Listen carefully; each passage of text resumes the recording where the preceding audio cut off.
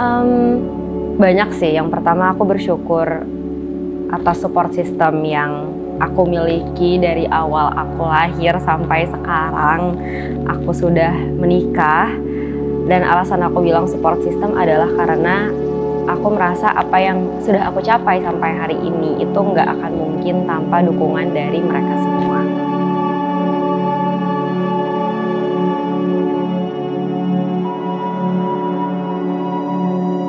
Apakah hidup aku sempurna? Realitanya tentunya enggak ya. Yang aku tunjukin di sosial media itu memang hanya segelintir dari kehidupan aku yang aku pilih untuk aku share.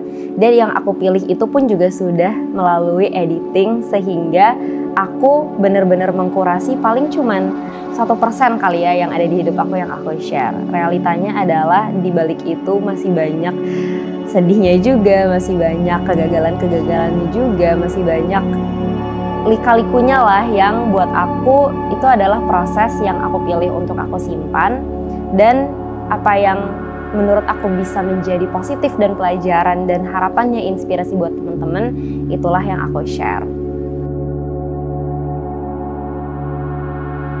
Kalau misalnya ditanya perjuangan apa yang sudah aku lakukan dalam posisi aku saat ini, itu tuh kesannya kayak dari kecil aku tahu aku akan mencapai ini semua. Padahal sebenarnya enggak. Aku tahu bahwa aku punya mimpi yang besar, dan aku tahu untuk mencapai mimpi yang besar itu aku juga harus bekerja keras.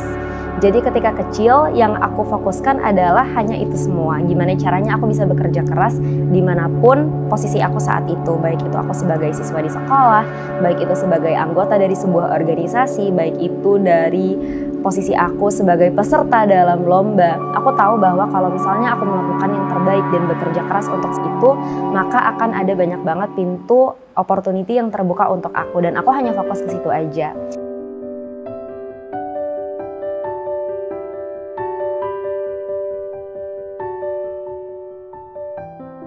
Buat aku perencanaan itu penting banget, dan aku merasa aku nggak akan mencapai yang aku saat ini sudah raih kalau misalnya aku nggak menjadi seorang avid planner.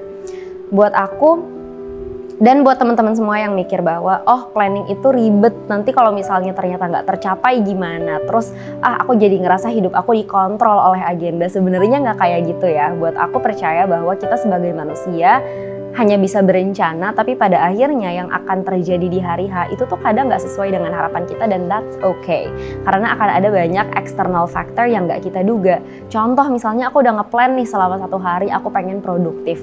Ternyata tiba-tiba aku haid hari pertama, terus mood aku langsung rusak. Terus abis itu aku langsung pengen tidur aja seharian, makan es krim sambil nonton Netflix. It happens and that's completely okay. Tapi dengan aku punya planner, at least aku tahu nih dalam 1 bulan apa yang bisa aku kerjakan, kira-kira outputnya seperti apa, dan harapannya ini outputnya tuh bisa membawa aku kemana.